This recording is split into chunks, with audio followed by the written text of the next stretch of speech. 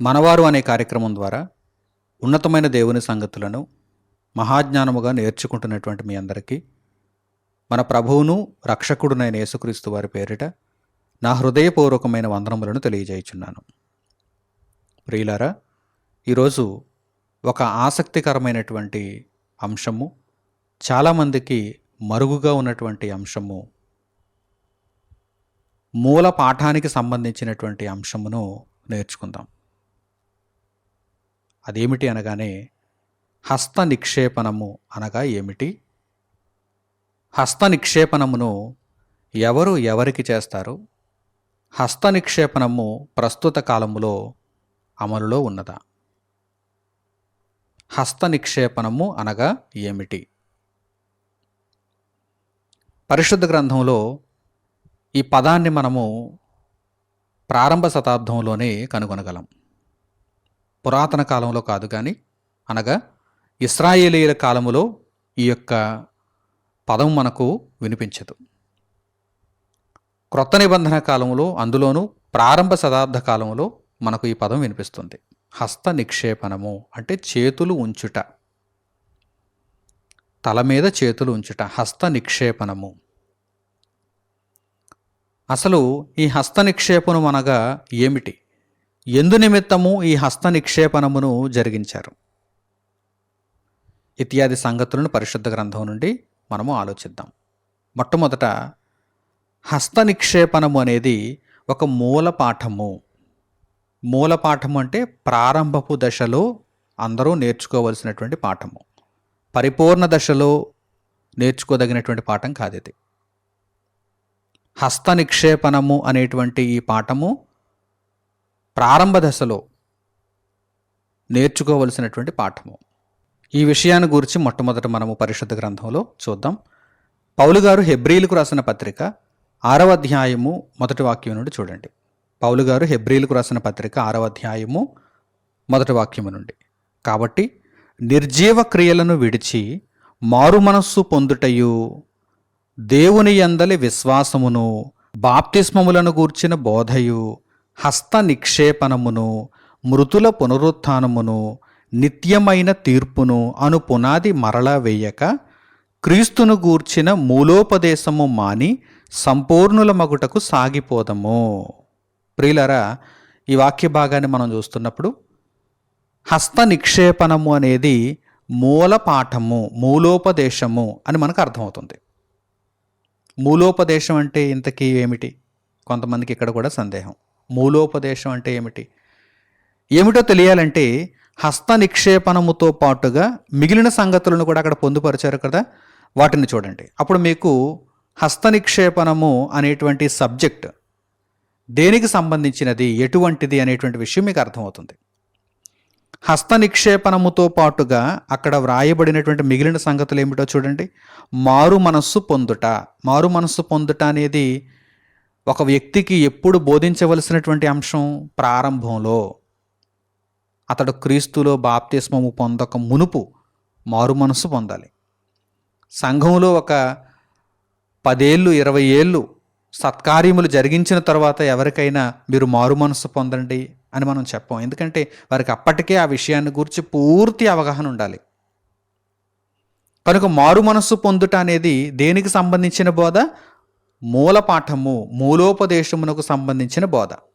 అంటే ప్రారంభంలో ఎవరికైతే దేవుడు తెలియదో, ఎవరికైతే దేవుని వాక్యం అర్థం కాలేదో, ఎవరైతే దేవుని రాజ్యంలో చేర్చబడలేదో, అన్యజనులుగా ఎవరైతే ఉండిపోయారో వారికి అవసరమైనటువంటి పాఠాలు ఇవి. ఏ పాఠాలు చూడండి. మారు మనస్సు పొందుటయు, దేవుని యందలి విశ్వాసమును, బాప్తిస్మములను గూర్చిన బోధయు, హస్త నిక్షేపణమును, మృతుల పునరుత్థానమును, నిత్యమైన తీర్పును, ఇవన్నీ కూడా పునాదికి సంబంధించినటువంటి బోధలు. ఇంటికి పునాది ఎప్పుడు వేస్తాం? ఇల్లు పూర్తయిపోయిన తర్వాత కాదు, ప్రారంభంలో. ఇల్లు పూర్తయిపోయిన తర్వాత రంగులు వేస్తారు. ఇంటిని ప్రారంభించేటప్పుడు పునాది వేస్తారు. అర్థమవుతుందా మీకు? కనుక దేవుని కొరకైనటువంటి ఈ బ్రతుకులో ప్రారంభంలో మనకు వినిపించేటువంటి బోధలు ఉంటాయి. ప్రారంభంలో మనం నేర్చుకోవలసినటువంటి సంగతులు ఉంటాయి. పరిపూర్ణ దశలో మనం నేర్చుకోవలసినటువంటి సంగతులు కూడా ఉంటాయి. కనుక ఈ హస్త నిక్షేపణము అనేటువంటి పాఠం దేనికి సంబంధించిందనమాట? ప్రారంభానికి సంబంధించినది. అంటే దేవుణ్ణి నమ్ముకోండి, యేసుక్రీస్తుని రక్షకునిగా అంగీకరించండి, దేవుని వాక్యమును తెలుసుకోండి అని చెప్పేటువంటి క్రమంలో ఈ హస్త నిక్షేపణం ఉపయోగపడుతుంది అనేటువంటి విషయాన్ని మొట్టమొదట మీరు గ్రహించాలి. అప్పుడు మీకు హస్త నిక్షేపణం అంటే ఏమిటో, దీనిని గూర్చినటువంటి పూర్తి వివరములు ఏమిటో పరిశుద్ధ గ్రంథము ద్వారా అర్థమవుతాయి. మొట్టమొదట మీకు తెలియవలసినటువంటి విషయం ఏమిటి? హస్త నిక్షేపణం అనేది మూలోపదేశము, మూల పాఠానికి సంబంధించినటువంటి సంగతి. ఇక్కడి వరకు మీకు అర్థమైంది కదా. ఇక ముందుకు వెళదాం. హస్త నిక్షేపణమును ఎందుకు చేస్తారు? అసలు హస్త నిక్షేపణములో ఉన్నటువంటి విషయం ఏంటి? ఎందుకు చేతులుంచాలి? ఎవరు ఎవరి మీద చేతులుంచుతారు? ఎప్పుడు చేతులుంచాలి? ఇవి మనకు అర్థం కావాలి. హస్త నిక్షేపణమును ఎందుకు చేసేవారంటే, ఎవరికైనా కృపావరములను ఇచ్చు నిమిత్తము హస్త నిక్షేపణమును చేసేవారు. ఎందుకు చేసేవారు? కృపావరములను ఇచ్చే నిమిత్తము. పరిశుద్ధ గ్రంథంలో ఇప్పుడు ఈ వాక్య భాగం దగ్గరకు మనం వెళదాం. పౌలు గారు తిమోతికి రాసినటువంటి 2వ పత్రిక 1వ అధ్యాయము 6వ వాక్యాన్ని చూడండి. ఈ విషయం మీకు అర్థమవుతుంది. పౌలు గారు తిమోతికి రాసిన 2వ పత్రిక 1వ అధ్యాయము 6వ వాక్యం. ఆ హేతువు చేత నా హస్త నిక్షేపణము వలన నీకు కలిగిన దేవుని కృపావరము ప్రజ్వలింపచేయవలనని నీకు జ్ఞాపకము చేయుచున్నాను. ఇక్కడ మనకు ఒక ఉదాహరణ కూడా దొరికేసింది. ఏమిటా ఉదాహరణ? అపోస్తలుడైన పౌలు గారు తిమోతికి హస్త నిక్షేపణము చేశారు. ఇది మనకు ఎగ్జాంపుల్, ఒక ఎగ్జాంపుల్ దొరికింది ఇప్పుడు మనకు. ఎవరు ఎవరికి హస్త నిక్షేపణమును చేశారనేటువంటి విషయాన్ని ఈ ఉదాహరణ ద్వారా చక్కగా మనం తెలుసుకోవచ్చు. అపోస్తలుడైన పౌలు గారు తిమోతి గారి మీద హస్త నిక్షేపణం చేశారంటే తిమోతి గారి తల మీద చేతులుంచారు. ఈ హస్త నిక్షేపణము దేని కొరకు చేశారు? కృపావరమును ఇచ్చు నిమిత్తము. కృపావరమును ఇచ్చు నిమిత్తము. కృపావరం ఏమిటో తర్వాత తెలుసుకుందాం. మరలా హస్త నిక్షేపణమును ఎందుకు చేస్తారో ఇప్పుడు తెలుసుకున్నారు. హస్త నిక్షేపణమును కృపావరమును అనుగ్రహించు నిమిత్తము, ఇచ్చు నిమిత్తము చేస్తారు. ఇక్కడ పౌలు గారు ఏమంటున్నారు చూడండి తిమోతి గారితో, నా వలన నీకు దేవుని కృపావరం లభించింది. హస్త నిక్షేపణము వలన నీకు కృపావరము లభించింది, దేవుని కృపావరం లభించింది. ఈ దేవుని కృపావరం నువ్వేం చేయాలి? ప్రజ్వలింప చేయాలి. నీకు జ్ఞాపకం చేస్తున్నాను ఈ విషయాన్ని అని పౌలు గారు అంటున్నారు. ఆర్పేసుకోకూడదు. దీపము వెలిగించి ఎవడునూ కూడా కొంచెము క్రింద పెట్టకూడదు. ఎక్కడ పెట్టాలి? దీపస్తంభం మీద పెట్టాలి, ప్రజ్వలింప చేయాలి. కనుక తిమోతి, హస్త నిక్షేపణము ద్వారా నేను నీకు ఇచ్చినటువంటి దేవుని కృపావరమును నీవు ప్రజ్వలింపచేయి. అంటే అనేకులను దేవుని మార్గములోనికి తీసుకుని వచ్చే విధంగా నీవు నీ కృపావరాన్ని వినియోగించు. ఈ కృపావరములన్నీ కూడా దేనికి సంబంధించినవి? ప్రారంభానికి సంబంధించినవి, పునాది దశకు సంబంధించినవి. అనేక మందిని దేవుని రాజ్యంలో చేర్చటానికి, ప్రారంభంలో మరి చేర్చడమే కదా, చేర్చటానికి ఉపయోగపడేవి. దేవుని రాజ్యంలోనికి వచ్చేసిన తర్వాత కృపావరములతో ఇక పని లేదు. మరలా నమ్మించటానికి కృపావరములను అగుపరచవలసినటువంటి అవసరత లేదు. ఈ కృపావరములు, ఈ హస్త నిక్షేపణము, ఇవన్నీ కూడా ప్రారంభానికి సంబంధించిన బోధలు. అంటే ఒకరిని విశ్వసింప చేయటానికి, దేవుని నమ్మించటానికి, దేవుని వాక్యమును గ్రహింప చేయటానికి ప్రారంభంలో వినియోగించినటువంటి కృపావరములు, ఈ పద్ధతులు. ఇప్పుడు ఎవరు ఎవరికి చేస్తారు? కృపావరములను ఎవరు ఎవరికి ఇస్తారు? హస్త నిక్షేపణమును ఎవరు ఎవరికి చేస్తారు? పెద్దలు తమ క్రింద ఉన్నటువంటి శిష్యులకు చేస్తారు. ప్రారంభ శతాబ్దంలో పెద్దలు హస్త నిక్షేపణమును చేశారు. చూద్దాం ఆ విషయాన్ని పరిశుద్ధ గ్రంథంలో ఇప్పుడు మనం చూద్దాం. ఎవరు ఎవరికి చేస్తారనేటువంటి విషయాన్ని ఇప్పుడు మనం తెలుసుకుందాం. పౌలు గారు తిమోతికి రాసినటువంటి 1వ పత్రిక 4వ అధ్యాయము 14వ వాక్యాన్ని చూడండి. పౌలు గారు తిమోతికి రాసిన 1వ పత్రిక 4వ అధ్యాయము 14వ వాక్యం. పెద్దలు హస్త నిక్షేపణము చేయగా ప్రవచన మూలమున నీకు అనుగ్రహింపబడి నీలో ఉన్న వరమును అలక్ష్యము చేయకుము. అంటే తిమోతి గారికి పౌలు గారు మాత్రమే కాదు, పెద్దలు అయినటువంటి వారు మిగిలిన వారు కూడా హస్త నిక్షేపణము చేశారు. అంటే కేవలం ఒకరు మాత్రమే ఒకరికి హస్త నిక్షేపణము చేయాలనేటువంటి నిబంధన ఏమీ లేదు. ఇంకా మిగిలినటువంటి పెద్దలు కూడా హస్త నిక్షేపణము చేయవచ్చు. కనుక తిమోతికి పౌలు గారు హస్త నిక్షేపణం చేశారు, అలాగే పెద్దలు హస్త నిక్షేపణము చేశారు. కనుక పౌలు గారు తన మొదటి పత్రికలో ఏమంటున్నారు? పెద్దలు హస్త నిక్షేపణము చేయగా ప్రవచన మూలమున నీకు అనుగ్రహింపబడిన నీలో ఉన్న వరమును, అదే కృపావరం, నీలో ఉన్న వరమును అలక్ష్యము చేయొద్దు. మరలా ఇక్కడ కూడా అదే సంగతిని ఆయన ప్రస్తావిస్తున్నారు, అదే భావాన్ని ఇక్కడ తెలియజేస్తున్నారు. నీలో ఉన్న కృపావరమును నీవు అలక్ష్యము చేయొద్దు, కొంచెము క్రింద పెట్టొద్దు, దీపాన్ని దీపస్తంభం మీదే పెట్టు, ప్రజ్వలింపచేయి, నీలో ఉన్న కృపావరమును వినియోగించు, అనేకులు క్రీస్తులోనికి వచ్చే నిమిత్తము నీవు పాటుపడు అని పౌలు గారు తన పత్రికలో పేర్కొంటున్నారు. ఇప్పటి వరకు మీకు ఒక అవగాహన వచ్చిందా? హస్త నిక్షేపణము అనగా అది మూలోపదేశము, హస్త నిక్షేపణము అనగా అది కృపావరములను ఇచ్చు నిమిత్తము చేస్తారు. ఎవరు ఎవరికి చేస్తారు అనగానే పెద్దలైన వారు, ఆ వరములను కలిగి ఉన్నవారు తమ క్రింద ఉన్నటువంటి వారికి అనగా శిష్యులకు చేస్తారు, హస్త నిక్షేపణము చేస్తారు. ఇప్పుడు కృపావరములు అనగా ఏమిటి?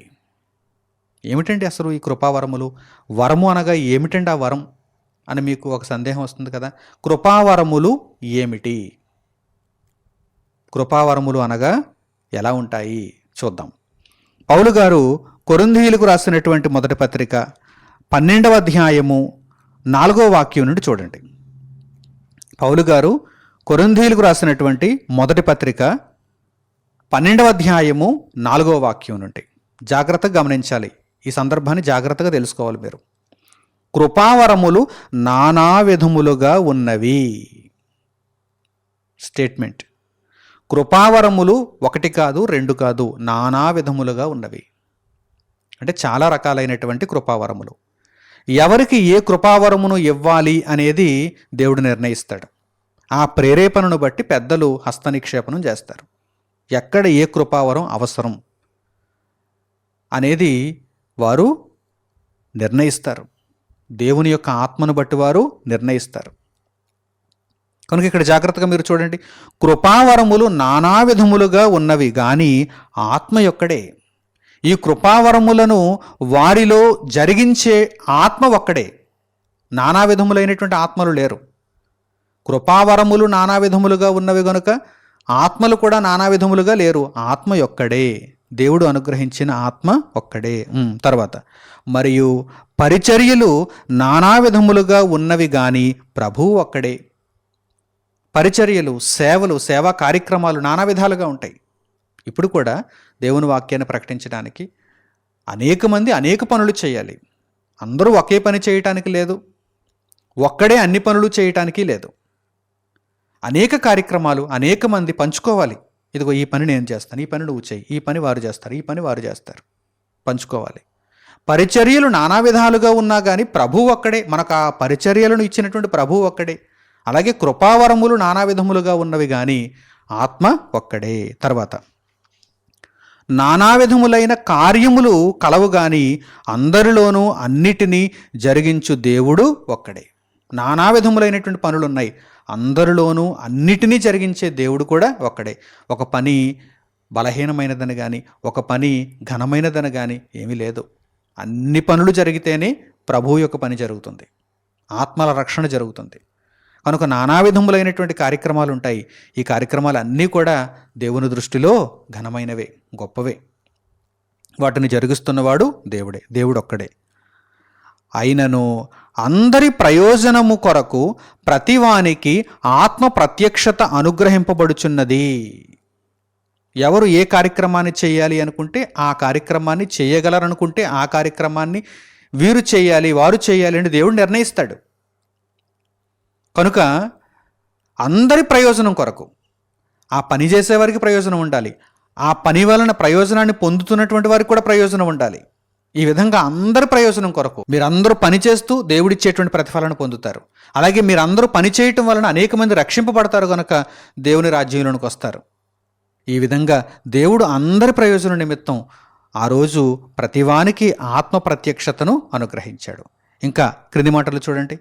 ఎలాగనగా ఈ కృపావరములు ఆత్మ ప్రత్యక్షత ఎలా ఉంటాయో ఇప్పుడు పౌలు గారు పరిశుద్ధాత్మ ప్రేరణతో వివరిస్తున్నారు. ఎలాగనగా ఒకనికి ఆత్మ మూలముగా బుద్ధివాక్యమును, మరి ఒకనికి ఆ ఆత్మను అనుసరించిన జ్ఞానవాక్యమును, మరి ఒకనికి ఆ ఆత్మ వలనని విశ్వాసమును, మరి ఒకనికి ఆ ఒక్క ఆత్మ వలనని స్వస్థపరచు వరములను, మరి ఒకనికి అద్భుత కార్యములను చేయు శక్తియు, మరి ఒకనికి ప్రవచన వరమును, మరి ఒకనికి ఆత్మల వివేచనయు, మరి ఒకనికి నానావిధ భాషలను, మరి ఒకనికి భాషల అర్థము చెప్పు శక్తియు అనుగ్రహింపబడి ఉన్నవి.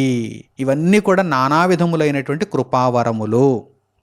ఈ కృపావరములన్నీ కూడా ఎలా వస్తాయి? హస్త నిక్షేపణము వలన వస్తాయి. హస్త నిక్షేపణము వలన పెద్దలు తమ క్రింద ఉన్నటువంటి పనివారికి, శిష్యులకు హస్త నిక్షేపణము చేయుట వలన ఆత్మ వారికి అనుగ్రహింపబడి ఆ ఒక్క ఆత్మయే ఈ నానా విధములైనటువంటి కృపావరములను వారిలో జరిగిస్తారు. తర్వాత మాటలు కూడా చూడండి. అయినను వీటన్నిటినీ ఆ ఆత్మ యొక్కడే తన చిత్తము చొప్పున ప్రతివానికి ప్రత్యేకముగా పంచి ఇచ్చుచు కార్యసిద్ధి కలుగుజేయుచున్నాడు. మీకు చక్కగా అర్థమైందని భావిస్తున్నాను.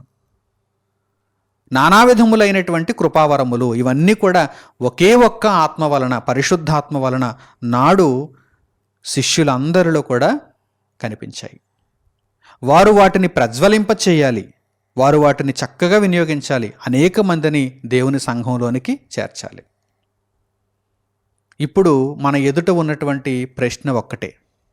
అదేమిటంటే, నాటి కాలములో ఉన్నటువంటి ఈ కృపావరములు నేడు కూడా ఉన్నాయా, ఉంటాయా? ఇదే కదండి మన ఎదుట ఉన్నటువంటి ప్రశ్న. ఇప్పుడు సరే, ఇప్పటి వరకు మాకు చక్కగా అన్నీ బాగా అర్థమయ్యాయి. మరి నాటి కాలంలో ఉన్నటువంటి ఈ కృపావరములు, ఇవి ప్రారంభ శతాబ్దానికి సంబంధించినవి, మరి ఇప్పుడు కూడా అవి నెరవేరుతాయా, అమలులో ఉన్నాయా? ఒకవేళ అమలులో ఉంటే ఆ హస్త నిక్షేపణమును ఎవరు చేస్తారు? ఎవరు అర్హులు ఆ ఆత్మను అనుగ్రహించటానికి, పొందడానికి ఎవరు అర్హులు? ఈ సంగతిని ఇప్పుడు మనం ఆలోచించాలి. ప్రియులారా, ప్రారంభ శతాబ్దానికి ఇప్పటికీ ఉన్నటువంటి ఒక ప్రధానమైనటువంటి వ్యత్యాసాన్ని మీరు గమనించారా లేదా? ప్రారంభ శతాబ్దానికి నేటి కాలానికి, అనగా ఈ అంత్య గడియలకు, చివరి కాలానికి ఉన్నటువంటి ఒకానొక ప్రధానమైనటువంటి వ్యత్యాసాన్ని మీరు గమనించారా లేదా? ఏమిటా వ్యత్యాసం అనగానే పరిశుద్ధ గ్రంథము. ప్రారంభ శతాబ్దంలో పరిశుద్ధ గ్రంథము అందరి చెంత ఉందా? అసలు ఒకరి దగ్గరైనా పరిశుద్ధ గ్రంథము పరిపూర్ణముగా వ్రాయబడి కనిపిస్తోందా? లేదు. అప్పటికి ఇంకా గ్రంథములు, పుస్తకములు, లేఖలు వ్రాయబడుతున్నాయి, సంకలనం చేయబడుతున్నాయి. ప్రకటన గ్రంథములో చివరి వాక్య భాగమును వ్రాసి సంపూర్ణం చేసి, ఇదిగో పరిశుద్ధ గ్రంథంలో ఈ 66 పుస్తకాలు కూడా ఒకే దగ్గర చేర్చబడ్డాయి. ఇవన్నీ కూడా ఒకే పుస్తకము, పరిశుద్ధ గ్రంథము, ది బైబిల్, హోలీ బైబిల్ అని మనుషుల చేతికి అనుగ్రహింపబడినటువంటి కాలము ఇదిగో ఇప్పుడు మనము నివసిస్తున్నటువంటి కాలము. కానీ ఈ విధంగా ఇట్టి మాదిరిగా ప్రారంభ శతాబ్దంలో లేదు. అప్పటికి దేవుని వాక్యము ఇంకా స్థిరపరచబడుతూ వస్తుంది. ఇంకా వ్రాస్తున్నారు, పత్రికలు రాస్తున్నారు. ఇంకా దేవుని యొక్క ఆత్మ ప్రేరణ చేత పత్రికలు వ్రాయబడుతున్నాయి, గ్రంథాలు వ్రాయబడుతున్నాయి, పుస్తకాలు వ్రాయబడుతున్నాయి. ప్రియులారా, మరి వారి దగ్గర పరిశుద్ధ గ్రంథం లేనప్పుడు మరి వారిని ఎలా నమ్మించాలి? పరిశుద్ధ గ్రంథం వ్రాయబడేటంత వరకు కూడా మిగిలిన వారందరూ రక్షణకు దూరం అయిపోవాలా? అసలు వారికి యేసుక్రీస్తు ప్రభు యొక్క రక్షణ పరిచయం కాకుండా ఉండిపోవాలా? లేదు. దేవుని యొక్క అద్భుతమైనటువంటి సంకల్పం ఏ విధంగా ఉందంటే, ఇదిగో మీరు ఈ కృపావరములను కలిగి ఉండండి. పరిశుద్ధ గ్రంథము మీ చెంతకు వచ్చేటంత వరకు కూడా, పరిశుద్ధ గ్రంథము మీకు లభ్యమయ్యేటంత వరకు కూడా దేవుని గ్రంథం పరిపూర్ణంగా లిఖింపబడేటంత వరకు కూడా మీరేం చేయాలి? కృపావరములను ఆధారం చేసుకుని అనేక మందికి రక్షణను పరిచయం చేయండి. యేసుక్రీస్తు ప్రభువును ఎందుకు నమ్మాలి, ఎలా నమ్మాలి అని ప్రశ్నించేటువంటి వారికి కృపావరములను మీరు ప్రదర్శించండి, ప్రజ్వలింప చేయండి. ప్రవచనములను చెప్పండి, బోధ చేయండి, ఆత్మ మీకు అనుగ్రహించిన బోధను జరిగించండి. అలాగే నానా విధములైనటువంటి భాషలు మాట్లాడండి, భాషలకు అర్థాన్ని చెప్పండి, స్వస్థపరచు కృపావరములను కలిగి ఉండండి, స్వస్థపరచండి. కనుక వీటన్నిటిని బట్టి వాటిని చూస్తున్నటువంటి వారు ఖచ్చితంగా ప్రభు అయిన యేసుక్రీస్తును రక్షకునిగా అంగీకరిస్తారు. అలా అంగీకరించిన వారు దేవుని రాజ్యంలో చేర్చబడతారు. మరి ఇప్పటి కాలంలో అయితే దేవుని వాక్యము మన చేతుల్లో ఉంది. ప్రారంభం నుంచి చివరి వరకు, ఆది కాండము మొదలుకొని ప్రకటన గ్రంథం వరకు ఒక పుస్తకముగా చేర్చబడి కూర్చబడి మన చేతుల్లో ఉంది.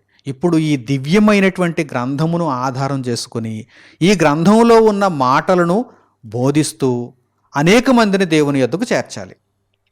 అంటే ఇప్పుడు రక్షణలోనికి అనేక మందిని తీసుకుని రావటానికి ఉపయోగపడేటువంటి సాధనం ఏంటన్నమాట? పరిశుద్ధ గ్రంథము, దేవుని వాక్యము. మరి నాటి కాలంలో అంటే ప్రారంభ శతాబ్దంలో మొదట్లో అప్పుడైతే కృపావరములు, అనేక మందిని రక్షణలోనికి చేర్చడానికి ఉపయోగపడేటువంటి సాధనం కృపావరములు, నానా విధములైనటువంటి కృపావరములు. ఈ విషయాన్ని మేము ఎలా అంగీకరించాలండి? పరిశుద్ధ గ్రంథంలో ఏమైనా ఆధారం ఉందా? ఉంది. పరిశుద్ధ గ్రంథంలో ఉన్నటువంటి ఆధారాన్ని ఇప్పుడు మీకు చూపిస్తాను, జాగ్రత్తగా చూడండి. పౌలు గారు హెబ్రీలకు రాసినటువంటి పత్రిక 2వ అధ్యాయము 3వ వాక్యం నుండి చూడండి. పౌలు గారు హెబ్రీలకు రాసిన పత్రిక 2వ అధ్యాయము 3వ వాక్యం నుండి, ఇంత గొప్ప రక్షణను మనము నిర్లక్ష్యము చేసిన ఎడల ఎలాగూ తప్పించుకుందాము? అంటే ప్రభు యొక్క రక్షణ చాలా విలువైనది, ప్రభు యొక్క రక్షణ చాలా గొప్పది, మన ఆత్మలను నిత్యత్వానికి చేర్చేది. కనుక మీరు నిర్లక్ష్యం చేయొద్దు. ఒకవేళ నిర్లక్ష్యం చేస్తే మీరు నరకయాతనను తప్పించుకోలేరు అని చెబుతూ ఈ రక్షణ ఎలా ప్రారంభమైందో ఇక్కడ తెలియజేస్తున్నారు. అట్టి రక్షణ ప్రభువు బోధించుట చేత ఆరంభమై. ఎలా ప్రారంభమైంది? ప్రభువు బోధించుట చేత ఆరంభమై. యేసుక్రీస్తు ప్రభువు ఈ సమాజానికి పరిచయం చేశారు ఈ బోధను. దేవుని గూర్చిన బోధ, దేవుని రాజ్యానికి సంబంధించిన బోధ.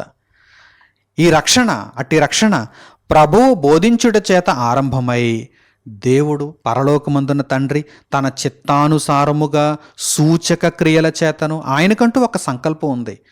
తండ్రి, నీవు ప్రారంభ శతాబ్దంలోనే మొదటి కాలంలోనే నానా విధములైనటువంటి కృపావరములను ఎందుకు అనుగ్రహించావు? చివరి కాలానికి కూడా అనుగ్రహించవచ్చు కదా అంటే అది ఆయన చిత్తం. అది ఆయన చిత్తం. తన చిత్తానుసారముగా సూచక క్రియల చేతను, మహత్కార్యముల చేతను, నానా విధములైన అద్భుతముల చేతను, వివిధములైన పరిశుద్ధాత్మ వరములను అనుగ్రహించుట చేతను. పరిశుద్ధాత్మ వరములు, అందరిలోనూ ఉన్న ఆత్మ ఒక్కడే, కానీ కృపావరములు నానా విధములుగా ఉన్నవి అని పౌలు గారు కొరింథీయులతో మాట్లాడారు కదా, ఆ పత్రికను రాశారు కదా. కనుక నానా విధములైనటువంటి పరిశుద్ధాత్మ వరములను అనుగ్రహించుట చేతను వారితో కూడా సాక్ష్యమిచ్చుచుండగా, అంటే అప్పటికి దేవుని వాక్యం లిఖితమై లేదు, వారి చేతుల్లో లేదు. కొన్ని మాత్రమే ఉన్నాయి, కొన్ని లేఖనాలు ఉన్నాయి. అప్పటి వరకు వ్రాయబడినటువంటి పురాతనమైనటువంటి లేఖనాలు అయితే ఉన్నాయి, కానీ పరిపూర్ణమైనటువంటి గ్రంథం వారి చేతుల్లో లేదు. కనుక వారితో కూడా సాక్ష్యం ఇచ్చుచుండగా వినిన వారి చేత మనకు దృఢపరచబడెను. రక్షణ ఇప్పుడు దృఢపరచబడింది, దేవుని వాక్యం స్థిరపరచబడింది. ఇంత స్థిరమైన దేవుని వాక్యము ఒక వేకువ చుక్క వలె మన కళ్ళ ముందున్నప్పుడు ఇప్పుడు మనకు నానా విధములైనటువంటి కృపావరములు చూపి వాటిని ప్రదర్శించి మనలను నమ్మించవలసిన అవసరత దేవునికి లేదు. ఇప్పుడు దేవుని మాట ఉంది, దేవుని వాక్యం ఉంది. అన్నిటికంటే శక్తివంతమైంది దేవుని వాక్యం. ఒక సూచక క్రియను నీవు చూచి నమ్మడం కంటే, ఒక అద్భుతాన్ని నీవు చూచి నమ్మడం కంటే, చూడక నమ్మేవారు, వేటిని చూడకుండా ఇదిగో దేవుని వాక్యాన్ని విని గ్రహించి నమ్మేవారు ధన్యులు. ప్రభు అయిన యేసుక్రీస్తు వారు తోమాతో ఏమంటున్నారు? ఇదిగో తోమా, నీవు చూచి నమ్మితివి, చూడక నమ్మిన వారు ధన్యులు. సూచక్రియ కావాలా? అద్భుతం కావాలా? మహత్కార్యం కావాలా? స్వస్థత కావాలా? ఇవన్నీ కూడా పరిశుద్ధాత్మ వలన నాడు ప్రారంభ శతాబ్దంలో దేవుని వాక్యం అనేటువంటి ఆధారం వారి చెంత లేనప్పుడు మరి ఎలా నమ్మించాలి తండ్రి లోకాన్ని? అన్యజనులకు దేవుని వాక్యాన్ని ప్రకటించి ఎలా నమ్మించాలి, యూదులకు ఇశ్రాయేలీయులకు దేవుని వాక్యాన్ని ప్రకటించి ఎలా నమ్మించాలి అంటే మరి మా దగ్గర దేవుని వాక్యము గ్రంథం రూపంలో లేదు, ఇంకా పరిపూర్ణంగా వ్రాయబడలేదు, నీవు ఇంకా వ్రాయిస్తున్నావు, వారి చెంత కూడా లేదు వారు పరిశోధించడానికి, మరి ఎలా అనగానే ఇదిగో పరిశుద్ధాత్మ వరములు, నానా విధములైనటువంటి కృపావరములు, పరిశుద్ధాత్మ మీలో ఉండి ఆ కార్యక్రమాలను జరిగిస్తారు అని దేవుడు సెలవిచ్చాడు. ఇది దేవుని చిత్తము, ఇది దేవుని చిత్తము. కనుక ఇప్పుడు అవన్నీ జరుగుతాయా? ఇప్పుడు హస్త నిక్షేపణ ఉందా? ఇప్పుడు పరిశుద్ధాత్మ వరములు అనేక మందిలో అనేకమైనటువంటి కార్యక్రమాలను జరిగిస్తాయా? లేదు. అంటే నానా విధములైనటువంటి సూచక క్రియలు, మహత్కార్యాలు, అద్భుతాలు, స్వస్థపరచు వరాలు, భాషలు చెప్పే వరం, భాషలకు అర్థం చెప్పే వరం, ఇవన్నీ కూడా ప్రస్తుతానికి జరగవు. ఎందుకు జరగవు? వాటిని ఎందుకు దేవుడు అమలులో నుండి తీసేశాడు? దేవుని వాక్యం ఇప్పుడు మన చేతుల్లో ఉంది, పరిపూర్ణము చేయబడినటువంటి దేవుని గ్రంథం మన చేతుల్లో ఉంది. కనుక ప్రస్తుత కాలానికైతే హస్త నిక్షేపణము అందుబాటులో లేదు, హస్త నిక్షేపణం అందుబాటులో లేదు, హస్త నిక్షేపణం యొక్క అవసరత లేదు. అందులోనూ అది మూలోపదేశం, నాటి కాలంలో కూడా అది ఒక మూలోపదేశం అన్నాడు దేవుడు. ఈ హస్త నిక్షేపణమును గూర్చి మీరు తెలుసుకోవలసినటువంటి మరొక ముఖ్యమైనటువంటి సంగతి ఏంటంటే, హస్త నిక్షేపణమును పొందినటువంటి కొందరు ఈ హస్త నిక్షేపణమును దుర్వినియోగం కూడా చేసేవారు. అంటే హస్త నిక్షేపణము వలన వచ్చినటువంటి దేవుని కృపావరములను దుర్వినియోగం కూడా చేసేవారు. అలా చెయ్యొద్దు అని కూడా దేవుని వాక్యం నాడు దేవుని పనిలో ఉన్నటువంటి వారిని హెచ్చరించింది. ఆ విషయాన్ని కూడా మనం చూద్దాం. పౌలు గారు తిమోతికు రాసినటువంటి మొదటి పత్రిక 5వ అధ్యాయము 22వ వాక్యాన్ని చూడండి. పౌలు గారు తిమోతికు రాసినటువంటి మొదటి పత్రిక 5వ అధ్యాయము 22వ వాక్యం. త్వరపడి ఎవరి మీదనైనను హస్త నిక్షేపణము చేయకుము. ఎందుకంటే వారు ఏ విధంగా దేవుని కృపావరములను వినియోగిస్తారో తెలియదు. వారు దుర్వినియోగం చేస్తారేమో, అంటే తమ స్వంత లాభం కోసం వాటిని వాడుకుంటారేమో. కనుక త్వరపడి ఎవరి మీదనైనను హస్త నిక్షేపణము చేయకుము, పరుల పాపములలో పాలివాడవై యుండకుము, నీవు పవిత్రుడుగా ఉండునట్లు చూచుకొనుము. అంటే ఒకవేళ నీవు హస్త నిక్షేపణం చేసి నీ దగ్గర ఉన్నటువంటి పరిశుద్ధాత్మ వరమును వారికి కూడా ఇవ్వడం చేత వారు నమ్మకంగా లేకపోతే, వారు పాపాత్ములైపోతే, వారు దుష్ట హృదయులైపోతే, వారు చేసేటువంటి పాపములో మరలా నీకు కూడా పాలిపంపులు ఉంటాయి, జాగ్రత్త. కనుక త్వరపడి ఎవరి మీదనైనను తొందరపాటుతో హస్త నిక్షేపణము చేయవద్దు, అందరినీ తొందరపాటుతో నమ్మవద్దు అని కూడా ఇక్కడ పౌలు గారు తిమోతికి హెచ్చరికను చేస్తున్నారు. ఎందుకంటే ప్రారంభ శతాబ్దంలో గారడీవాడైనటువంటి సీమోనును మనం చూస్తున్నాం. పేతురు యోహానుల ముందు ద్రవ్యాన్ని పెట్టి, నాకు పరిశుద్ధాత్మ వరం కావాలి, నేను కూడా ఎవరి మీద చేతులుంచితే వారు పరిశుద్ధాత్మను పొందేటట్టుగా నాకు ఇదిగో ఆ వరాన్ని ఇచ్చేయండి అని అడిగాడు గారడీవాడైనటువంటి సీమోను. మీరు అపొస్తలుల కార్యములు 8వ అధ్యాయము 17వ వాక్యం నుండి చూడగలిగితే ఈ సందర్భం మీకు అర్థమవుతుంది. పేతురు యోహానులను గారడీవాడైనటువంటి సీమోను అడుగుతున్నాడు, ఇదిగో నాకు ఈ డబ్బు తీసుకుని పరిశుద్ధాత్మ వరాన్ని ఇచ్చేయండి, కేవలం మీరు నాకు ఇవ్వడం మాత్రమే కాదు, నేను ఎవరి మీద చేతులుంచితే వారు పరిశుద్ధాత్మను పొందాలి, ఆ విధంగా ఇచ్చేయండి, అంటే హస్త నిక్షేపణం చేసేటువంటి వరాన్ని ఇచ్చేయండి అని డబ్బు పెట్టి అడుగుతున్నాడు. అప్పుడు పేతురు గారు చెబుతున్నారు, నీ హృదయం దేవుని ఎదుట సరైనది కాదు. ప్రారంభ శతాబ్దంలో దేవుని వాక్యం ఇంకా పరిపూర్ణంగా వ్రాయబడలేదని దేవుడు ఈ కృపావరములను మాకు అనుగ్రహించి ఉచితముగా మేము అనేకులకు వీటిని ఇచ్చి దేవుని రక్షణలోనికి అనేక మందిని తీసుకువచ్చు నిమిత్తము దేవుడు సంకల్పించాడు. ఆ దేవుని సంకల్పాన్నే నీవు ద్రవ్యమునిచ్చి కొనుక్కోవాలని, అవహేళన చేయాలని చూస్తున్నావు గనక నీ హృదయము దేవుని ఎదుట సరైనది కాదు అని పేతురు గారు అన్నారు. వెంటనే అతడు తప్పు తెలుసుకున్నాడు. అయితే నా కొరకు మీరే ప్రభువును వేడుకోండి అని తన హృదయము యొక్క పరిస్థితిని బట్టి మరలా పేతురు దగ్గర ప్రాధేయపడుతున్నాడు.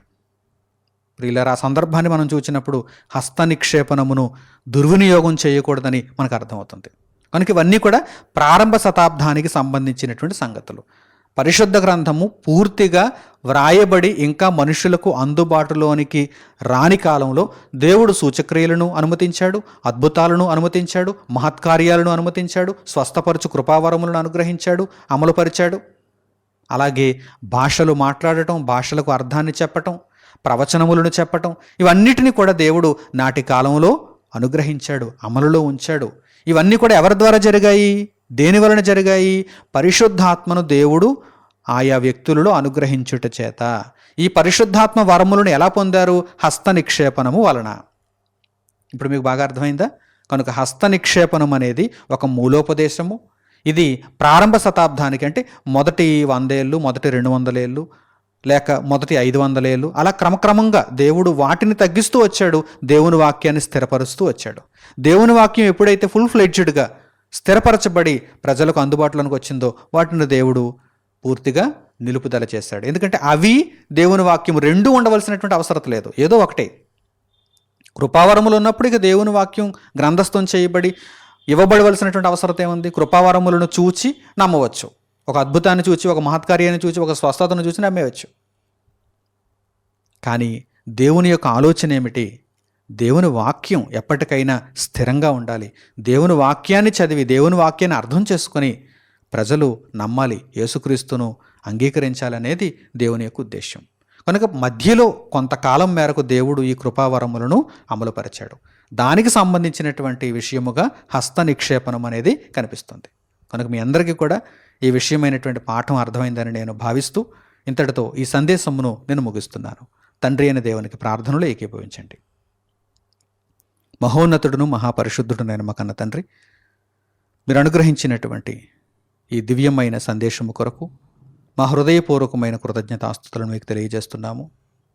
మనుషులను రక్షించే నిమిత్తము ఆయా కాలములలో మీరు సంకల్పించినటువంటి అద్భుతమైనటువంటి విధానము కొరకు తండ్రి మేము ఎంతగానో సంతోషిస్తూ, ప్రతి మనిషిని రక్షించాలనేటువంటి మీ ఉద్దేశ్యము ఎంత ఉన్నతమైనదో తెలుసుకుంటూ, ఈ కాలములో తండ్రి మేము రక్షణలోనికి ప్రవేశించే నిమిత్తము ఉన్నతమైన మీ వాక్యాన్ని మా కళ్ళ ముందుంచినందుకు మిమ్మల్ని స్తుతించుచున్నాము, ఘనపరుచుచున్నాము.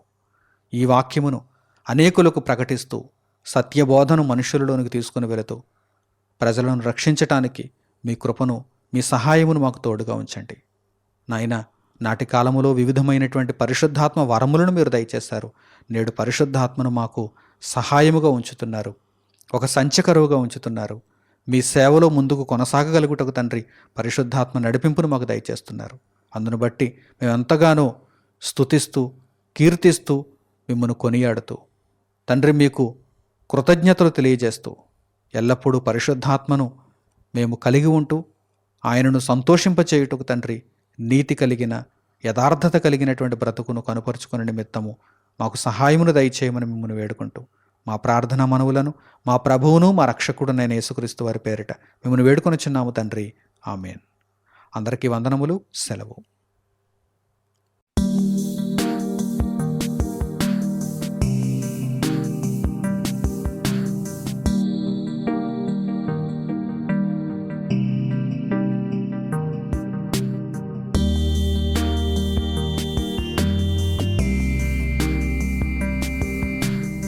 సహోదరులు మణికుమార్ గారు ప్రసంగించిన ఎన్నో ఆత్మ సంబంధమైన సంగతులను ఉచితముగా వీక్షించుటకు మా యూట్యూబ్ ఛానల్స్ ను తప్పక దర్శించండి.